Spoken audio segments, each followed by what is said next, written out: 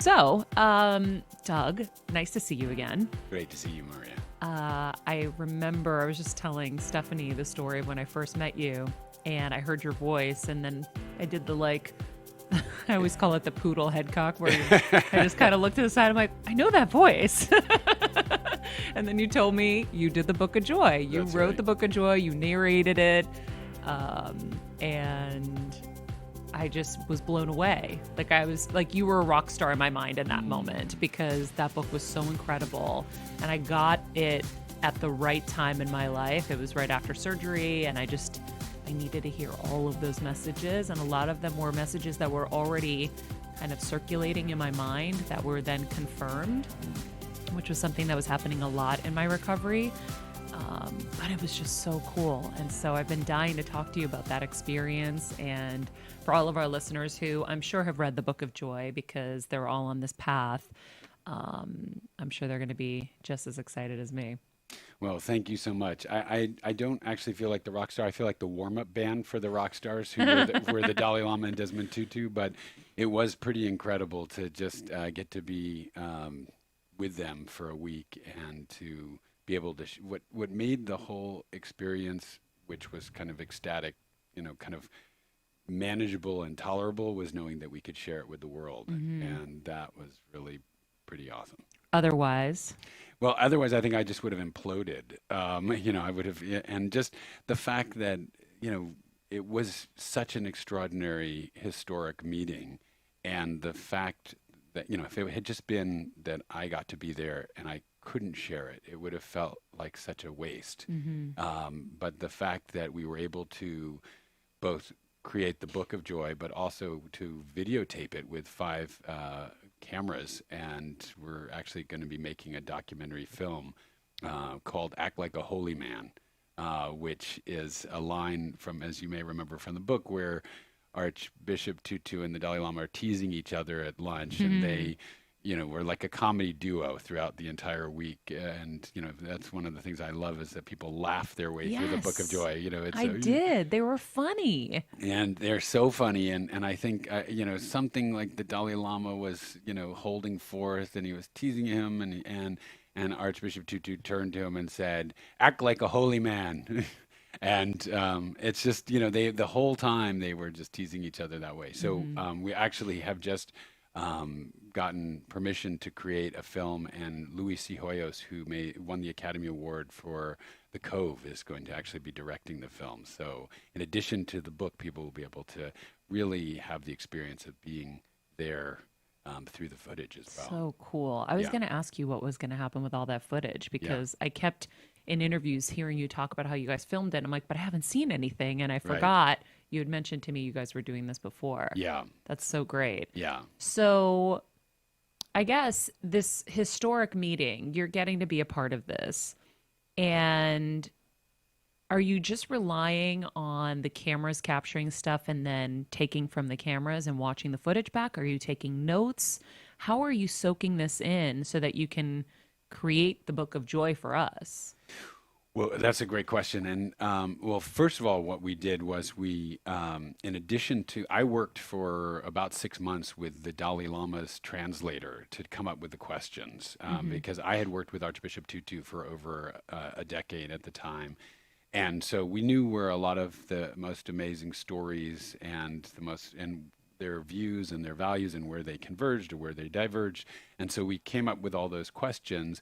And then we also went out to the world and gathered thousands of questions that other people had and tried to distill those into the questions that most people wanted to ask. Wow. And then when we were actually there, I mean, it was hard enough to just kind of facilitate the conversation and keep the conversation going. And one of the things that was so amazing was, I mean, first of all, because neither of these men is brief. Yeah.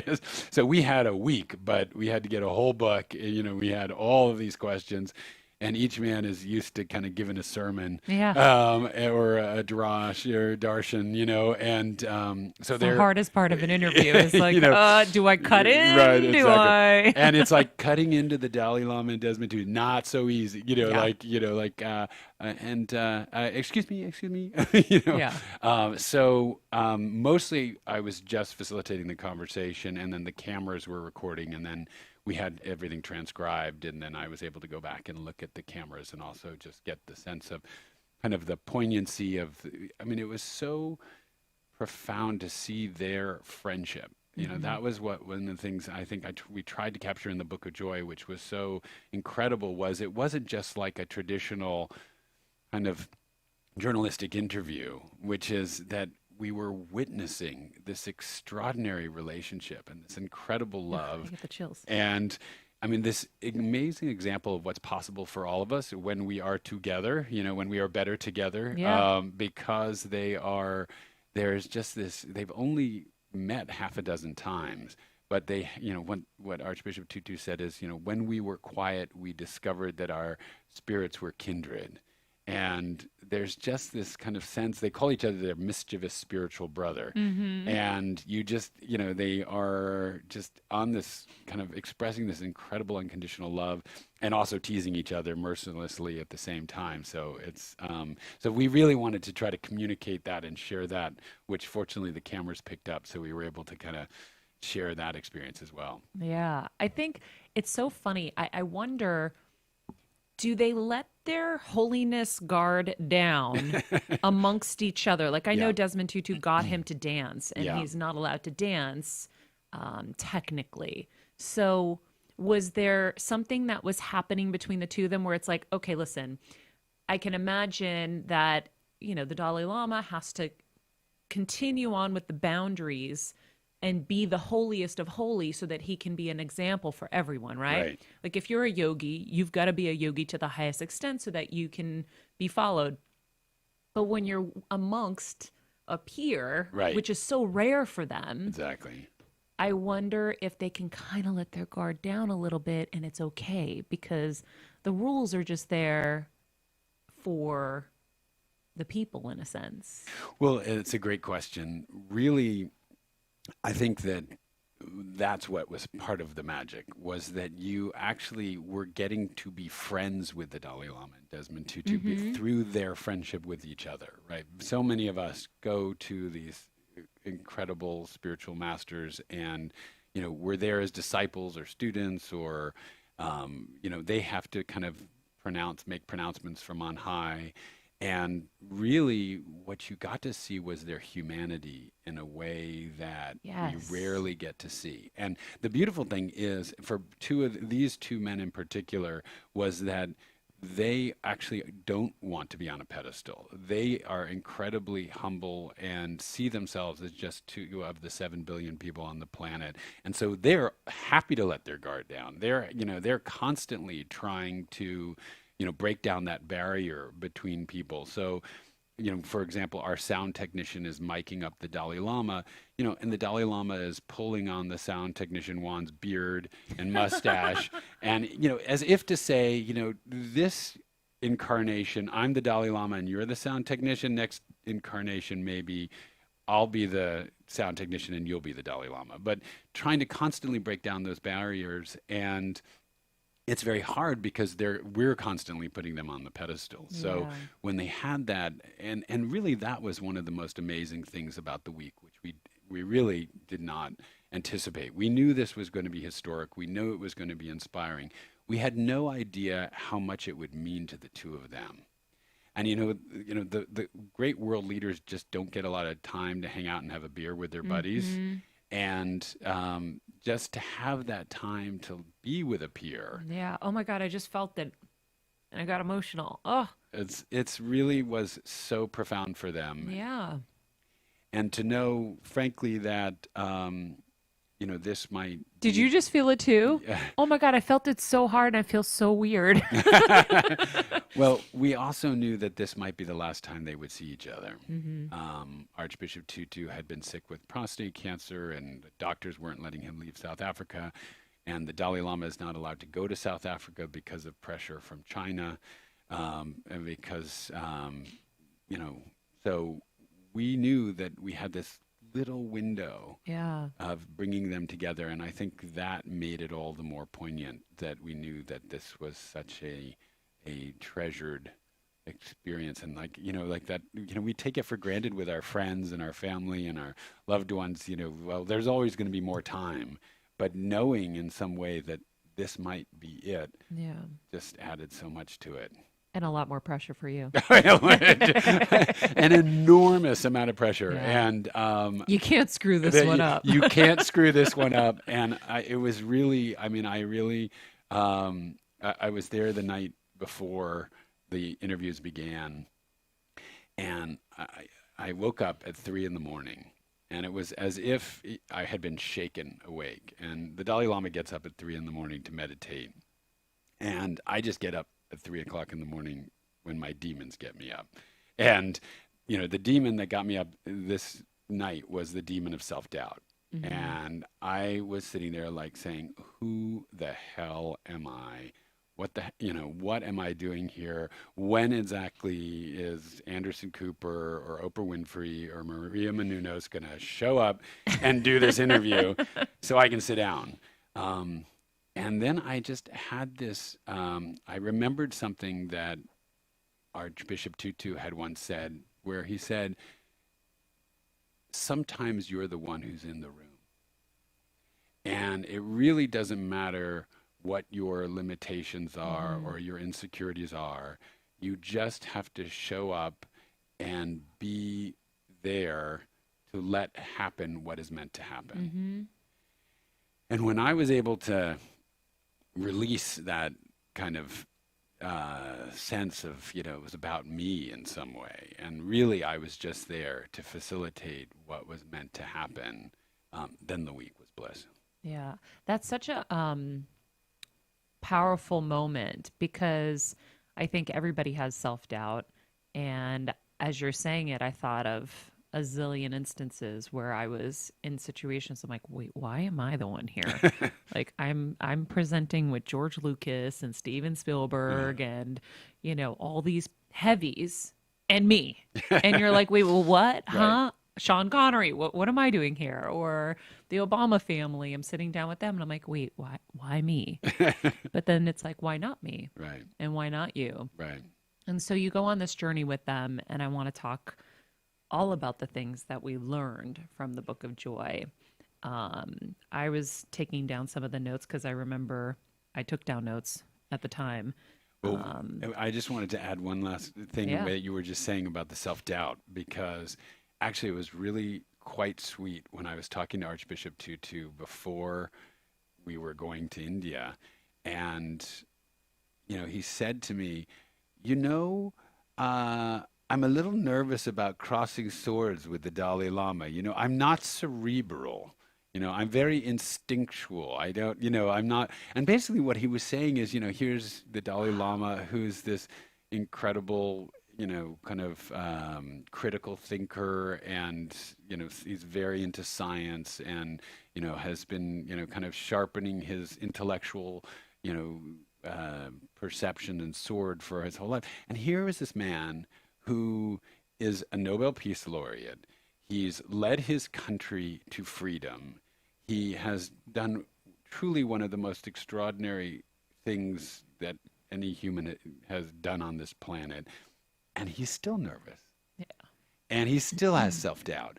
And it was just such an amazing reminder of, kind of in our own minds, in our own imaginations, we still, are that young person who's just kind of like, really, me? Mm-hmm. And I just think it's kind of extraordinary when we see it even with amazingly accomplished people. Always, always. And such a great example for people to hear and to take in, because as I was listening to it, I was thinking the same thing, like, him? He's worried? Right. But like, we all have our thing, right? I would feel the same way. I would feel like, okay, I'm not a thinker like that, but I am very instinctual and I am very intuitive and I have my things. Right. But we all have our own things, and we should celebrate our own things, and we can't be everything. Right. unless you're Beyonce. And this is actually coming to one of the profound lessons, right? Yeah, Beyonce's a little different. Was that actually one of the things that Archbishop Tutu said was our vulnerabilities and our limitations are reminders that we need one another. Ooh. So if we could do it all ourselves, we wouldn't need each other. But those limitations and those actually those self-doubts and those fragilities and limitations are exactly what remind us that we are better together. Oh my gosh. Stephanie, write that quote down. I don't know why I didn't write that one down, but that is amazing. Yeah. Wow. This stuff is all hitting me really hard. I did this most amazing meditation this morning before this, beautiful. and I was floating, and it was the most unbelievable experience. I was like not even here. And so maybe I'm feeling it because of that even more. But Beautiful. but yeah, we wouldn't need each other. I remember asking my mom years ago. I was doing a lot of work at the Children's Hospital and seeing little kids pass, and it was crushing me. And I was like, Mom, like, why? Why does God do this? And she's like, Maria, where would we get compassion from? Where would we get empathy from? And I'm like, okay, I really wish it didn't have to be like that, but I guess that makes sense. It kind of seems similar to what he's saying. Well, this is a wonderful segue into some of the teachings I think that you were talking about, because the book was really about how do we experience joy in the face of suffering, right? It wasn't like how do we have joy when, We're at Disney. We're at Disney, the latte's perfect, the song is playing, the chocolate cake is delicious. It's really how do we experience joy in the face of the inevitable suffering that we experience in our own lives and that exists in our world. And that's what I think made the conversation so profound and really where they have their deepest teaching to show us that it's not about don't worry, be happy, and some kind of denial of the challenges, the illness, the death, the heartache, the heartbreak, but that we can experience all of that and still find our way to joy. That was one of the things I had written down here. Well, there were many about that same subject, but shifting our perspective, we can avoid suffering and worry. All tragedies have a few perspectives and positives. All good comes from some degree of suffering. So if you can expand on that a little bit from what they taught you. Well, one of the interesting things, so we didn't quite realize this going in, but they gave us 8 pillars of joy, really 8. They said that if you run after joy and happiness, right? Like we think, it's in our Declaration of Independence, the pursuit of happiness, right? That actually the goal is to run, chase after happiness. And certainly in my own experience, having grown up in a household where there was depression, I thought, my job was to run away from sorrow and run after happiness. But what they told us was that chasing after happiness and joy were the fastest way to miss the bus. That basically you can't do that. What you actually can do is cultivate these 8 pillars of joy that allow you to experience more joy in your life. And the first pillar that they told us, where everything begins, is perspective. So if you are just focused on the heartache and heartbreak of your life, and I mean, obviously, how often is this the case where, kind of our problem becomes everything in our life, or, we're, ruminating and chattering away about, the kind of the thing that somebody said to us, or the deadline that we're facing, or, our child who's sick, or whatever it is that is causing us to suffer, and that becomes our world. And so what they said was, if you are able to kind of literally kind of step back in your mind and recognize that this is only a part of your life, it's only it's only a part of your, both in terms of the extent of what's happening and also in terms of the time that it's, that this will, the old biblical expression, this too shall pass. If you're able to have that kind of come to that larger perspective, and this is where even the larger perspective of kind of recognizing that we're one person in the 7 billion, right? And that one of the things, and I think that a lot of people, and who have faced illness like you have recognizes actually when they recognize that it's not just their illness or their suffering, that they're one of many people who are confronting this life-changing experience, it gives a perspective that shifts it away from a lot of kind of self obsession and allows us to see that. It doesn't mean that the heartache and the heartbreak and the pain and the trauma don't go, just disappear, but they find their proper place. And that perspective. And one of the things, the really interesting things that the Dalai Lama said is that adversities can become great opportunities. And that's kind of, I think, so many people who have faced challenges or illness often say that, I never would have this life if I had. And, we're working with a physician at Harvard who studies spontaneous remission. And he says, if you don't stop, your body will stop you. And, but many people who experience illness then say, if that hadn't happened, I never would have stopped. I never would have had, that clarification and that new perspective on my life and on my relationships. And so I think that's what the Dalai Lama means when he says that adversities can become great opportunities. Yeah, that's why I was connecting so much to it, because I had identified my tumor as a gift. Yeah. And I knew that it was supposed to come for me to change my life. And I wouldn't have. I would have just run myself into the ground, which I, in essence, did. Right. But without it, I wouldn't have. And so I think that what they're saying is so true, that all good comes from something bad. And I had been saying it. So when I listened to this, it rang so true to me. And it's, it is really the the light in the shadows, which is not to say, we click our heels together and say, it's all wonderful. No, for sure. We deal with the suffering, we face the suffering, our own and hopefully the suffering of others. But and actually the more we are able to kind of have this perspective and confront our own pain and suffering, the more we can be available to actually heal and help others. Well, also, I think that the things that are paining us and are obstacles, in a sense, are there because we need to learn some lesson. Yeah. So even, with my mom right now, the cancer has been at bay and she's doing amazing. And someone with glioblastoma coming up on 3 years, it's a small miracle. That is amazing. But the caretaking is really difficult, and it's really taxing, and it's really painful. And every time I get really frustrated, I realize I'm like, okay, what is it that I'm supposed to be learning? There's a reason this is happening. There's a reason this is still smashing in my face. And so I'm dissecting it, and I'm starting to realize, oh, there's another lesson here I haven't been finding, that I have not been paying attention to, that I've been ignoring, that I haven't wanted to hear.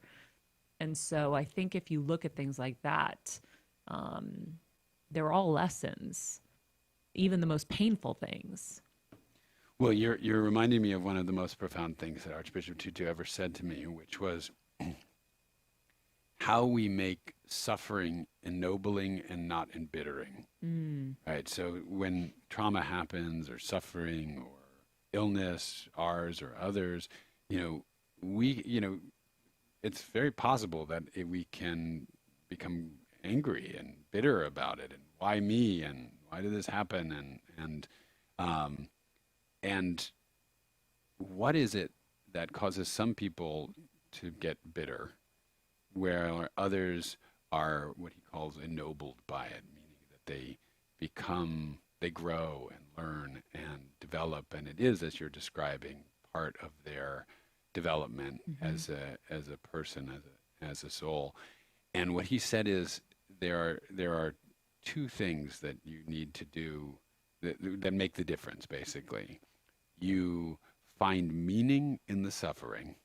You make meaning out of the suffering, and primarily you do that by helping others with it. So whatever it is that you're facing, if you can find some kind of lesson, as you're talking about, or some kind of making it meaningful. It's not just random. It's not just like, well, life sucks and, you know, and people die. Hmm. Which is not to say that sometimes life doesn't suck and people do die. Hmm. But if you can find a way to find meaning, you know, in that adversity, and then take that experience and use it to help others, and then it becomes ennobling. Yeah, absolutely.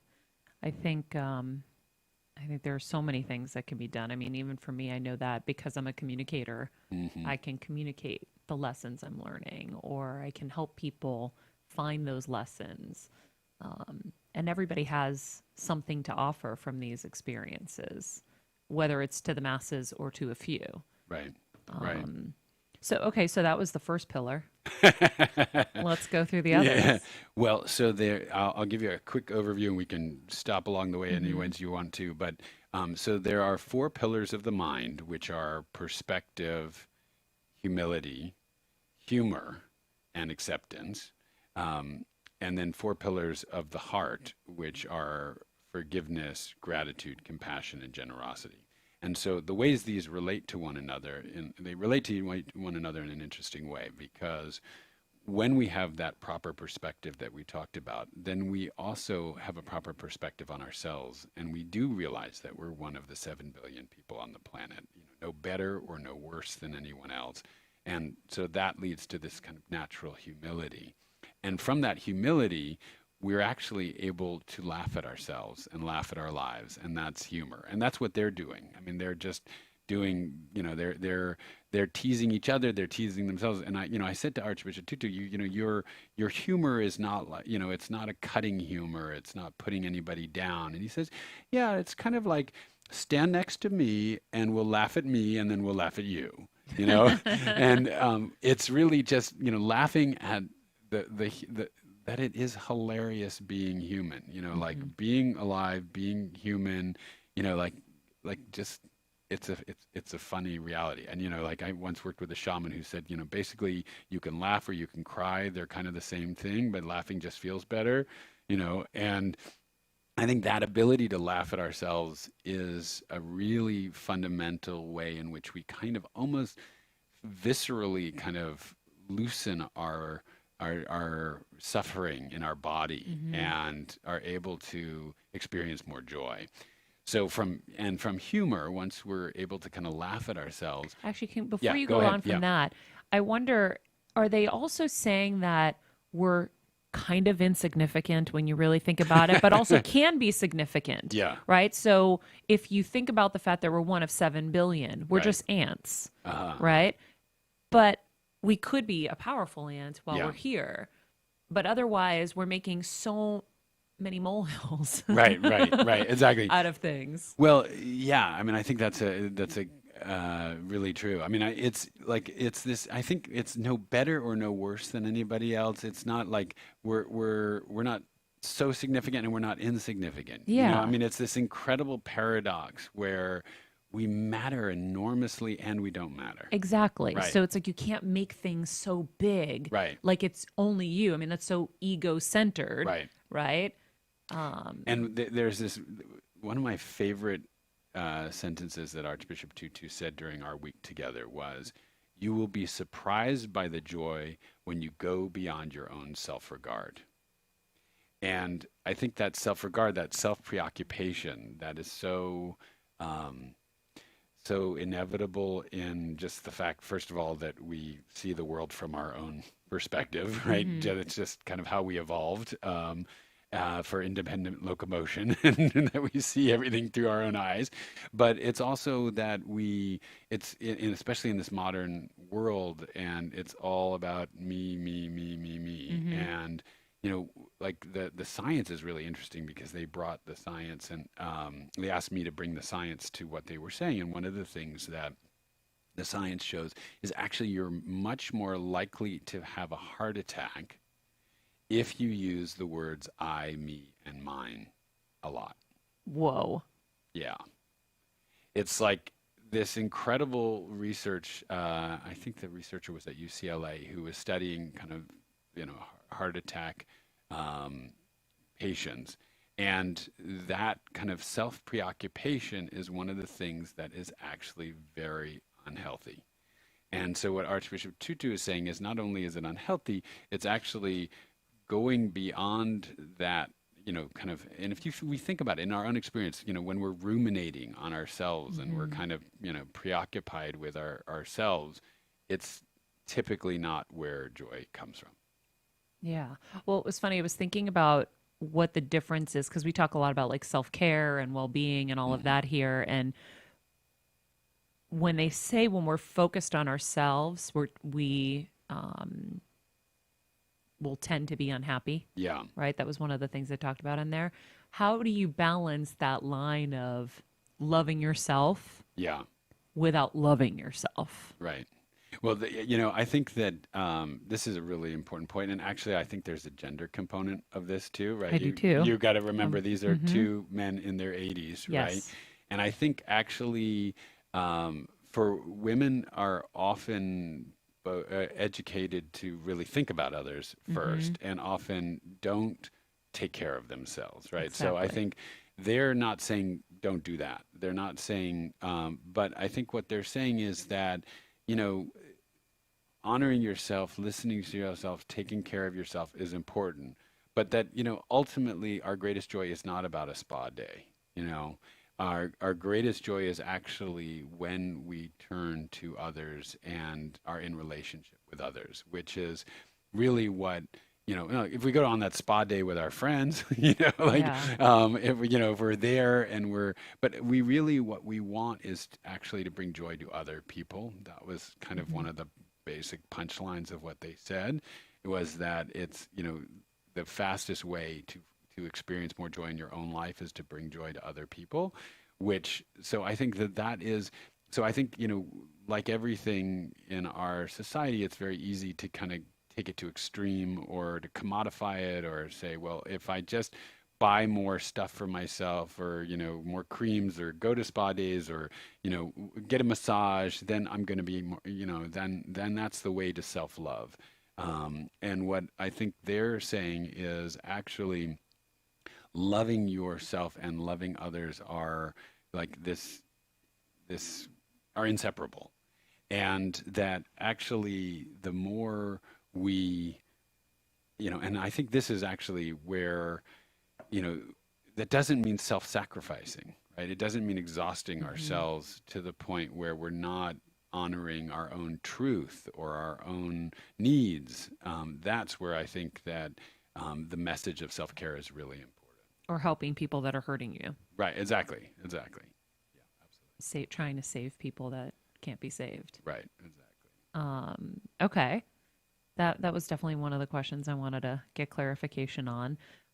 Okay, so the other pillars. Yes. We'll stick with the first section. Sure. So the Humor. We get past humor, so we get which back. I is just so important. so important, and I just loved that. That was one of their pillars of joy. Yeah. Well, we have a saying in our house that comedy must rule. So we took it to extreme. Well, I did with the tumor, and I crack jokes all the way Hmm. through, and my best friend still gets upset with me. She's like, "I can't believe you did that still." But to me, it's the best way to go through Oh, it's things. so And important. if Yeah. you can bring humor in, it makes the journey so much easier. I look back, and unless I watch a video, Doug, I don't realize how in pain I was Wow. unless I actually watch a video. Mm. I was like, "Oh, that was easy.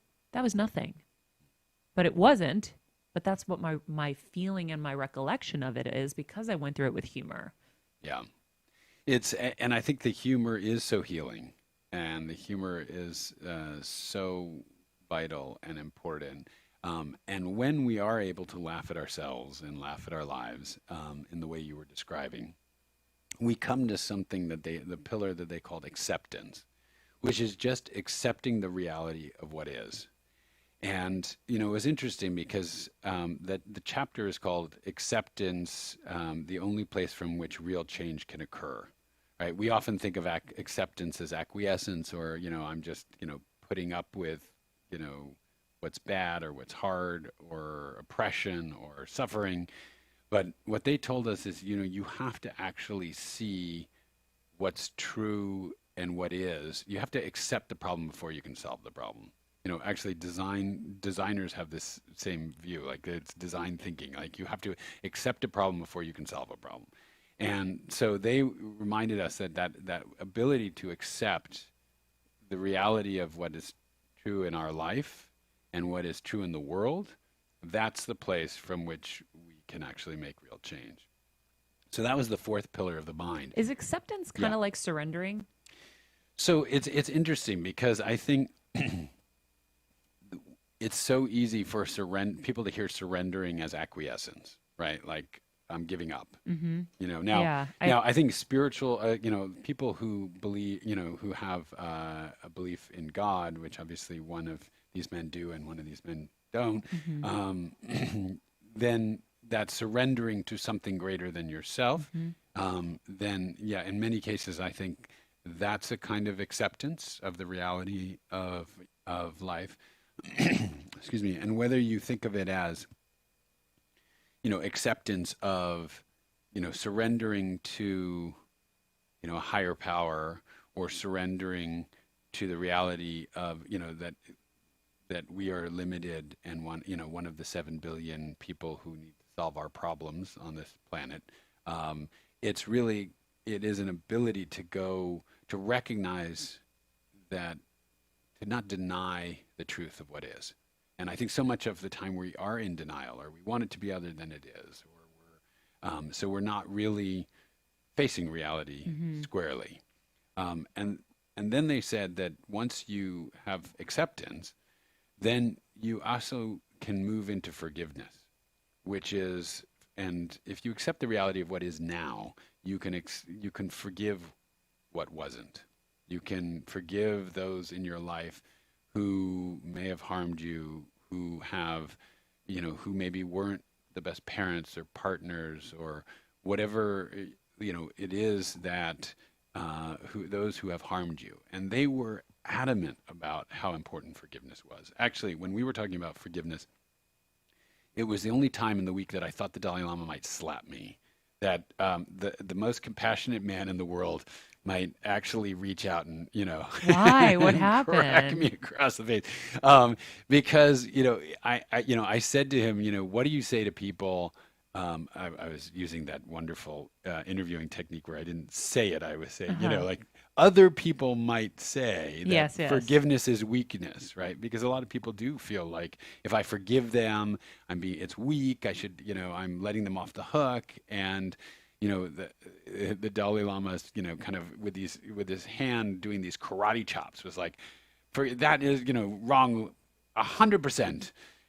1,000%, and I could feel each one of those karate chops, from across the little interview space. But what they were saying, and then Archbishop Tutu kind of came in, and the Dalai Lama then said, no, forgiveness is not a sign of weakness; it's a sign of strength. Mm-hmm. And then Archbishop Tutu, in this very sweet way, kind of perked up and said, well, you know, people who say that forgiveness is a sign of weakness haven't tried it, and it was just like, yeah, forgiveness is really hard and it takes an enormous amount of strength. But what they were saying is, forgiveness is not forgetting. It's not, letting people continue to do you harm, but it is unshackling yourself from them, those Yeah. who have harmed us, right? And it's unshackling ourselves from the past so that we can actually really be fully present in our life and move forward into our future. So that's why they were saying forgiveness was so important. Yeah, I think that's such an important topic because I think we all have so many people to forgive in our lives. Yeah. And for me, I'm always trying to figure out, okay, forgive, but don't forget. And how do you walk the line of forgiving someone who's done something horrible and not letting them back into your life? Like, can you forgive from afar Mm. and keep people at that distance and Yeah. say, I forgive you. Yeah. I understand that you didn't know any better and whatever happened, blah, blah, blah. And then continue to have your boundary. Is that still forgiveness? Yeah, I think absolutely. And so we did the book of forgiving with Archbishop Tutu as well, which is an amazing book for anyone who is, challenged by this topic or trying to find forgiveness. And he describes this fourfold path of forgiveness. And um, the final step is renewing or releasing the relationship, right? So forgiving doesn't mean, okay, you got to, oh, you know, welcome them back into your life with open arms and embrace. Um, there are people who are not good for us, Hmm. or good to have in our life, or are not trustworthy. Um, and I think that ability to go into, to forgive them and release them can be really powerful.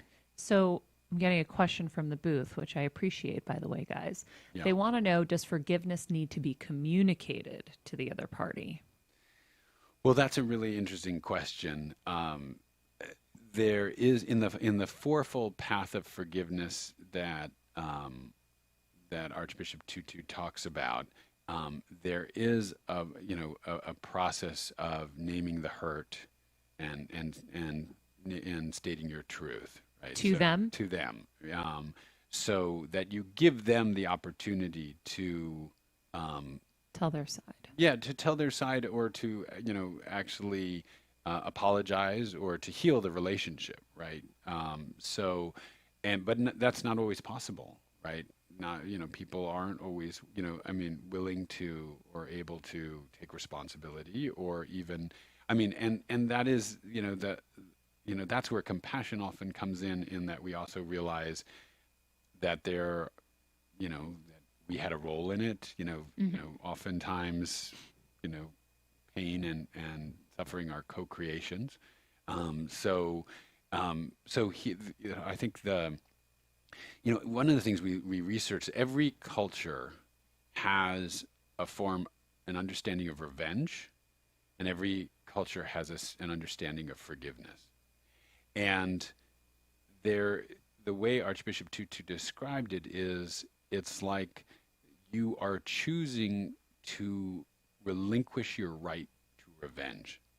That's what forgiveness is. Ooh, I like that. So you're actually saying, I am not, and the revenge cycle, obviously, we know where that leads, right? Hmm. So, Even the revenge of the mind, yeah, right? exactly, And the yeah, spirit. exactly. And so even if you're not literally taking revenge on them, It's that holding of the negativity. exactly. And often, like people say, and Archbishop Tutu says, being holding resentment and holding unforgiveness is like drinking a poison and hoping that somebody else is going to die. Hmm. I remember that.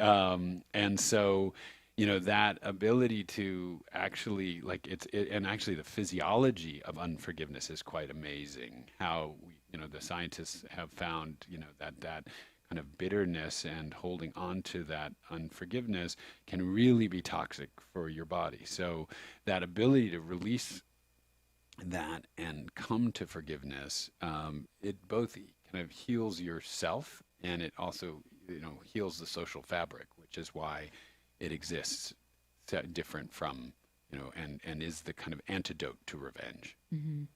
Guys, did you get your answer? Anything? Any follow up on that? I thought it was really cool because I think like when you think about revenge as this thing that you have to do and it's kind of like a responsibility that you're supposed to do, it just reminds me of the quote of like unfinished business is just work hanging above your head, Mm. Mhm. where you know how you feel when you don't get your work done, you have that like looming shadow above you. And I guess just having this concept of revenge constantly weighing on you for the rest of your life is kind Hmm. of the same concept, and forgiving people relieves you of that. Yeah.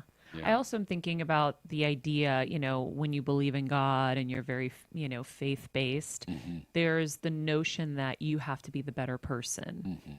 And there's the notion that you have to be the better person, accept them back into your life, even if they've harmed you. Um, what would they say to that? Well, Being spiritual. I mean, at yeah, least Desmond Tutu, who believes in God and, right. Yeah, I think they wouldn't say that you need to, uh, invite the person back into your life. Like being spiritual, or being, what the Dalai Lama would describe as, being more enlightened or more spiritually developed, is not, doesn't require that you do something that's, harmful to yourself. And if this person isn't good to have in your life for whatever reason. Now, that being said, I think, there are a lot of times where we write people off and we say, they're irredeemable, or I'm never going to have a relationship, with that person again. And, there are times where, like there is something different about coming to a different healing and relationship with somebody versus doing it kind of on your own or in your head.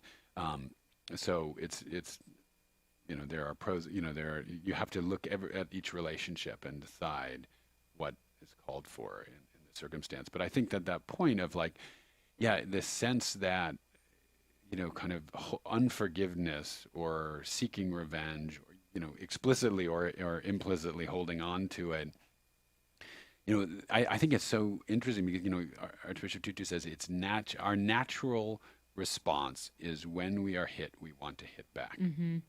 And so really what forgiveness is about is saying, I have that right actually to hit you back. That is, kind of, eye for an eye kind of, Didn't they say it will leave the world blind? Right, exactly. But I am choosing not to do that because I'm choosing something else for myself, for our relationship, for the community, because otherwise, you do end up in this cycle of revenge, which you kind of think about mafia, families, or kind of it just never ends. The Hatfields and the McCoys, it goes on, and that unforgiveness can be passed on for generations and generations, and can poison, our children. Yeah. Yeah, that's why I use the Rocky quote. It ain't about how hard you hit. It's about how hard you can get hit and keep moving forward, how much you can take. So everybody that's harmed me, I'm like, okay, your first instinct is like, okay, I could do so much worse back to you. Right. Because you're a horrible person. And then you're like, okay, but why am I going to waste my efforts going that way when I want to go forward? Yeah. And so you move on, and then the next person does their thing, and then the next person does their thing. You just keep going. Well, just to bring this back to make it personal for a second. So on my way down to Los Angeles, my wife and I got into an argument, and she said something that was not super kind. It's usually me who can say things like that I then regret. But in this case, she did. And, my first response was either to withdraw or to escalate. And then the thought occurred to me, and this is maybe how we know some of the Book of Joy teachings are working a little bit, was, wow, she must have been in a lot of pain to say what she said. Yeah. I wonder what that pain is about. And to get curious about the pain instead of getting kind of fixated on the anger. Yeah, absolutely. Well, and in my life, I've watched those patterns too. Yeah. And you're like, okay, they're coming from this place. This is what's happened to them, and this is their pain. And what's funny is when you don't seek revenge and you keep moving forward, those people get worked out in a way, and you keep climbing and going forward. And so I've seen the success of it. Not that I'm a vengeful person that would have taken revenge otherwise, but as I look back, I start to see the pattern. You're like, oh, it all worked out for me anyway. So somebody else took the revenge. Yeah. Well, life took the revenge. Sometimes you sit back and you're like, oh, I hope somebody does. But that's so human. Yeah, exactly. So okay, so we've gotten through the first four. Yes, and then forgiveness we were talking about. And so then from forgiveness, then once we release the past and the hope of a better past, we can actually move into gratitude for the reality of the past we did have and the present that we do have. And that sense of gratitude is enormously important for joy and well-being in our life. That sense, gratitude is kind of like, it's the savoring of life. It's the ability to kind of taste life twice almost, because you're really, that sense of gratitude is you are able to just really it it's that kind of enjoyment. But whether that's gratitude for kind of the pleasures of our life or the relationships in our lives, or just all the blessings in our lives, that sense of gratitude is important. And the science talks about how important gratitude is as well. So that was one of the pillars that the science said was absolutely. Tell us about the science. Yeah, just that gratitude is, what they find.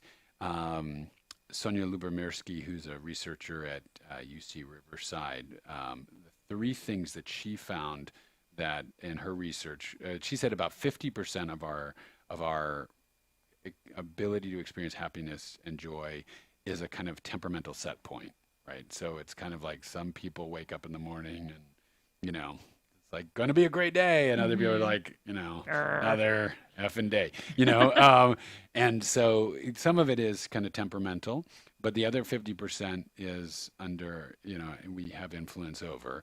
And the things that she said were crucial was the ability to reframe negative experiences into more positive experiences, which basically is perspective, right? It's ability to, it's some of those pillars that we were talking about how to kind of see things in a different light, seeing those adversities as opportunities.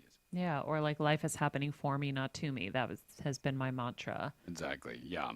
And then she also found that gratitude was the second. That basically that that habit. It's almost like a habit that you develop of being able to have gratitude and be grateful and focus on the gratitude, right? So if you're focusing on the positive, you're also often focusing on the, being grateful for that positivity as opposed to resenting or feeling like a victim of the negative. And then the third thing she found, which was actually the next two pillars, which she found were, she said kindness and generosity. They would say compassion and generosity. And they said compassion is so important that they actually, we almost thought we were going to have to call the book of compassion, because they said that compassion is so fundamental to any sense of lasting joy. And remember, what we were in it for was not to just kind of figure out, how do you enjoy chocolate cake more, right? We're like, how do you have the kind of lasting joy that these two men have? Right. And so how do you take something that most of us experience as a fleeting emotional state, like I'm feeling joy and now I'm feeling sadness and now, and how do you actually take that joy and actually make it into more of a character trait? Yeah, like consistent. Right. Now, and the thing to say also, which is really important that they talked about, and what's part of what I learned in the process of writing this book, is that all of our emotional states are important. They all evolve for a reason. So we basically have four fundamental human emotions. We have fear, anger, sadness, and joy. Those are the four notes on the keyboard of human emotional life. Yeah, all negative except for one. Right, right. So we often call, sadness, anger, and fear negative states, or they would say afflictive states in Buddhism. And they are, we spend a lot of time there, and they can be really challenging. They evolved for reasons, right? They evolved because they are actually helping us. Those three negative emotions, one way to think about them is that they are there to get us to do something different than we are doing, right? So joy is kind of the baseline. It's like the contentment, but then if we didn't have the fear, as Archbishop Tutu said, when the lion comes around, we wouldn't, be here very long, right? It's just when the fear becomes anxiety and it becomes, perpetual and it becomes constant, that's when it becomes problematic, when we dwell there. Similarly, which the new word for fear is really stress. Stress, right? Exactly. Or when that I'm stressed, it's really I'm fearful. Right. Exactly. Exactly. And I think so. When we live there, that's the problem. And And even they talk about two different kinds of stress. Actually, there is challenge stress and toxic stress. So challenge stress is like, oh my God, I'm going to be doing an interview with Maria Menounos. I'm going to, there's a little fear that comes up, but it's going to, and a little stress, but it's going to get me ready for the interview. That's challenge stress. Toxic stress is, oh my God, I can never do this interview. It's going to go totally south. That's where it becomes problematic. But fear evolved for that reason. That is really valuable. Similarly, anger, what the scientists will tell you is anger is actually a boundary setting emotion, right? It's saying somehow I or others need protection. And that's where the anger comes up, because I am afraid. So that's why people You've often crossed say the boundary. People often say, yes, exactly. Anger is a kind of secondary emotion to fear, because something you're afraid of something, the safety of your child, your safety, and whether that's physical or emotional, and then anger comes up as a way of setting that boundary and causing somebody to back off. Similarly, sadness, right? So this was really interesting, right? We think of joy and sorrow are often these opposites, and sadness and sorrow is this emotion that allows us to call other people to us. If you think about tears are what bring people to us. If you think about grief, grieving is, where we come together as a community to support people who have experienced loss or grieving. And sadness is that natural emotion that calls people to us. And so one of the things they said was that, the goal is not to run, which is what I thought going into this, was to run away from the sorrow and run towards the joy. It's actually to recognize that those two things are inextricably linked. And actually, they said that the more you are able to experience your sorrow, the more you're able to experience your joy.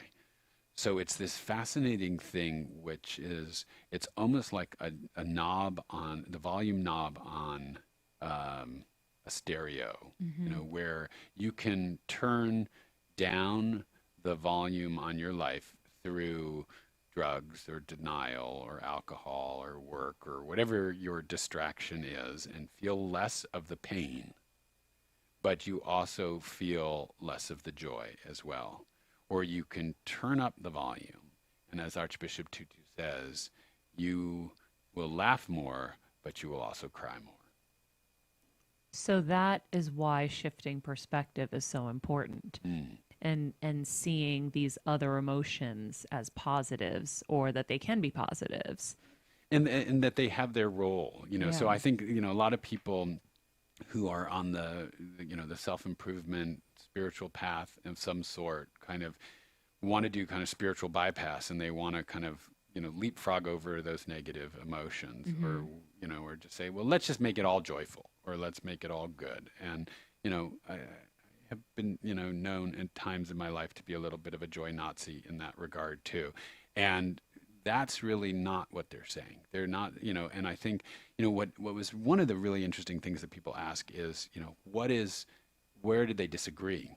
Yeah, that's on my list. And, so. And where are their biggest differences? And this was one of them. So, the Dalai Lama actually said that we can develop something called mental immunity. And that's through the kind of meditative practices that you were just describing earlier, or that we give like 50 pages of their joy practices in the back of the book. And, with enough kind of discipline and practice, you can develop a kind of mental immunity, which, like physical immunity, prevents you from having these negative emotions as much, right? And which is a good thing. Which is a very good thing. And Archbishop Tutu was just cautious in saying, well, yes, you might be able to experience fear, anger, and sadness less, but because you're human, you are going to feel those emotions. So at that point, did you say, fight, fight, fight? Hand them their swords. And go at it too, you two. More World Wrestling Federation. Yes. But it was, it was really what he was concerned about in his wonderful way was not adding shame to those human emotions, right? So when you are experiencing fear or sadness or anger, not then saying, I'm a terrible person because I'm doing this, or if only I had more mental immunity. And so what was interesting was I think ultimately we realized that they're talking about different points on the cycle, right? Where what they're saying aligns. It's just they're focusing on different points. The Dalai Lama is saying, okay, This is yeah, where you end up. yeah, and he's also saying actually do your, if you kind of go to the mental gym and do your practices, you're going to be healthier and less likely to get sick, or less likely to have these negative Or experiences. have like some of the smaller things hit you as hard. Exactly. So you're going to be more resilient. You're going to be healthier. You're going to be, more in mind and body. And Archbishop Tutu was saying, yes, well, that's true. If you live a healthy life mentally, you're going to less often fall into fear, anger, and sadness. But, it's just like when you get a cold, even if you live a healthy life, you're going to get a cold. Yeah. Right. And so you're, and not to be like, what's wrong with me that I'm not taking enough vitamin C, or I'm not going to the gym enough, and just recognizing that's what bodies do. That's what minds do. Minds do go to fear, anger, and sadness quite a lot. And so, but what happens, I think, with the joy practices, and as Archbishop Tutu says, once you have been refined, like it takes time, he says, to learn to be human. But as you develop these capacities and these perspectives and cultivate the 8 pillars, then you don't set up shop in fear, anger, and sadness. They kind of arise, you notice them, you're aware of them, and you can migrate through them more quickly. So the argument with your wife that would have lasted, a week becomes, an hour or a half hour or 5 minutes. It just becomes, you get to transition more quickly through those states and recognize that you ultimately want well-being for those others as well, and that it's not personal in some way, that it's not. I think that's one of the places we fall, we trip up so often is, why is that person doing this to me, as opposed to just realizing that this person is just doing this person, and then I'm having a reaction to what they're doing. That's about my own growth and work. Yeah. And that's to you, Rachel. I'm saying that to you. Yeah, I call it shifting. Yeah. So I've learned to shift pretty quickly out of these negative things that occur.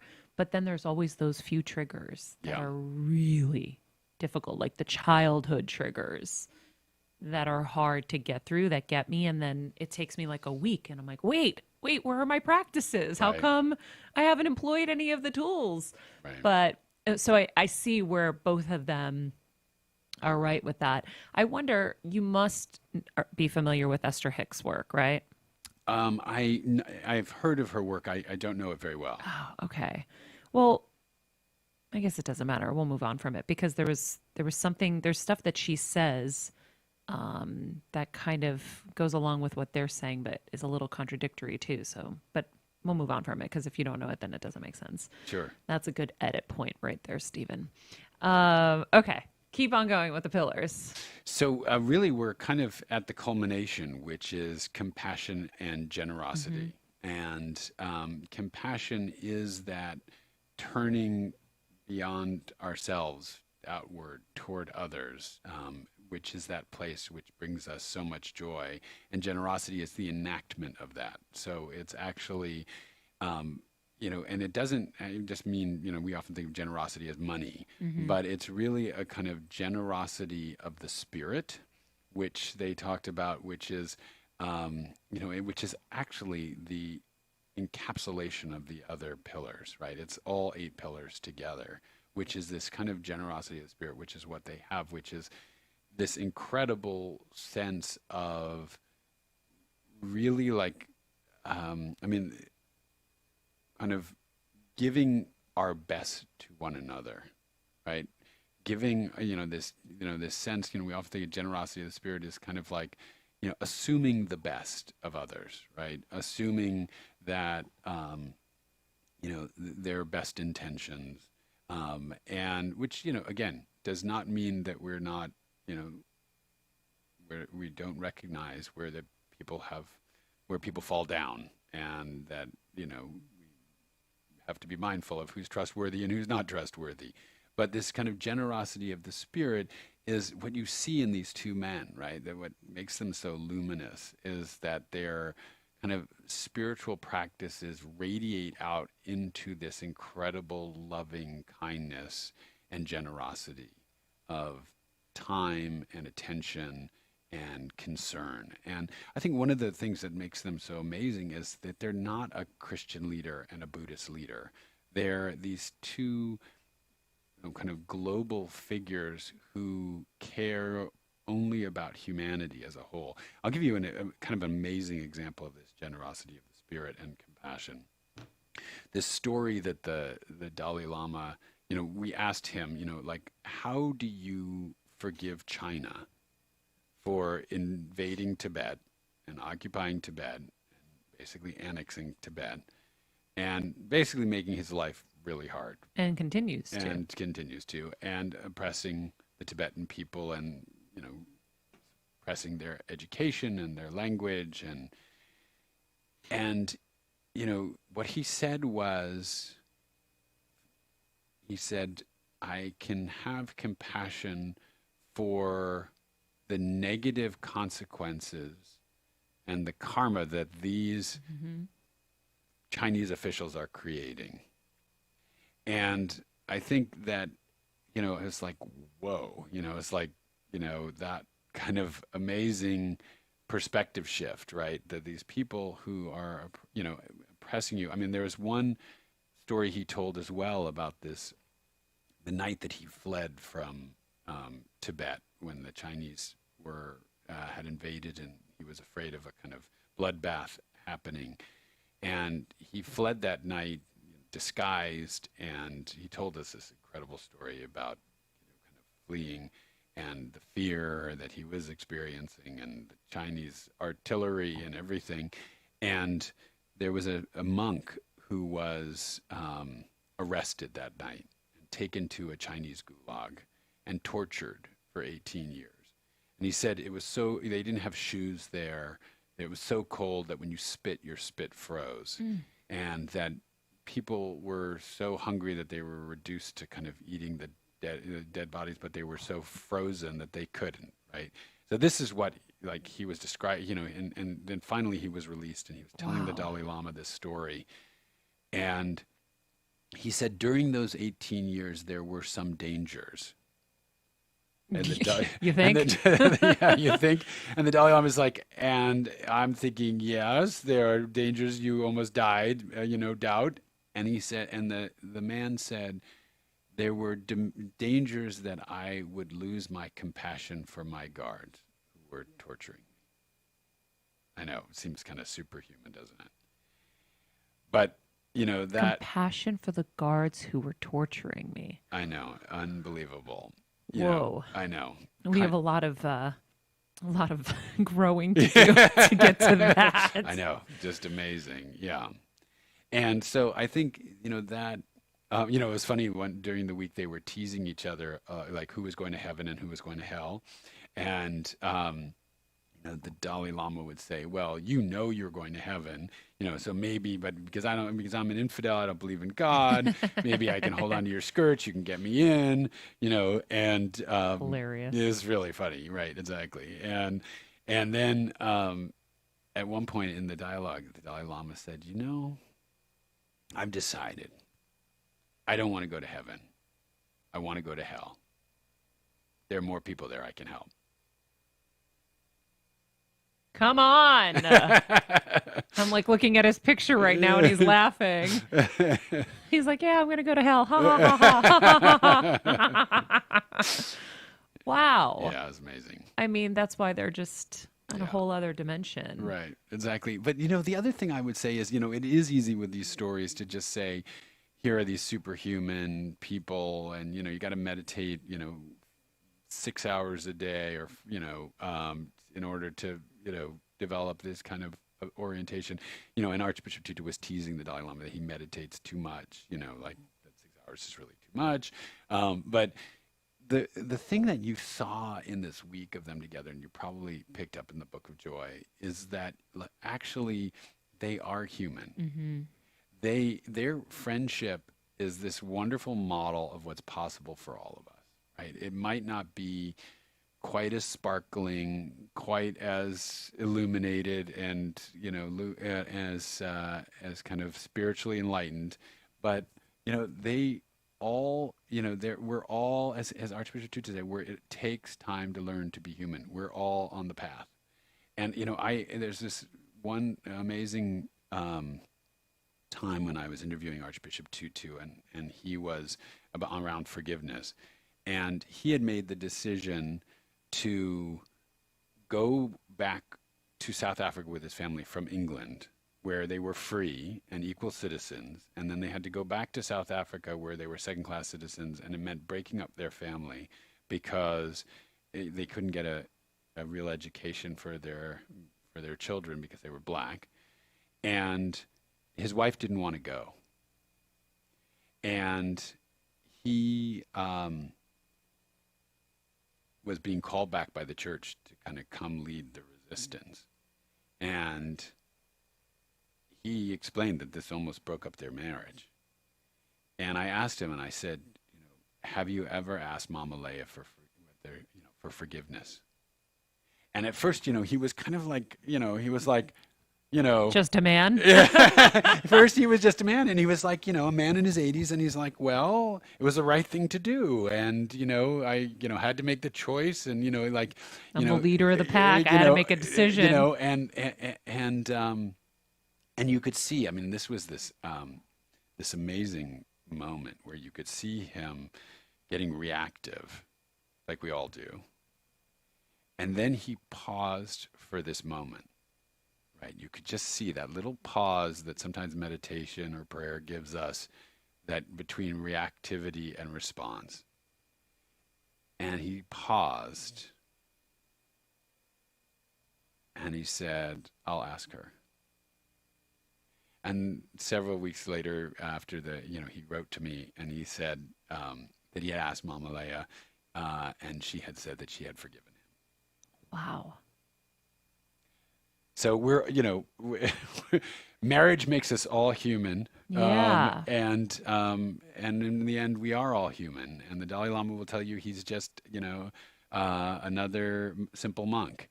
And, sometimes we touch these moments of extraordinary integration, and sometimes we fall into brain disintegration. Yeah.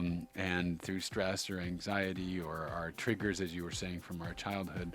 But the path is the same for all of us.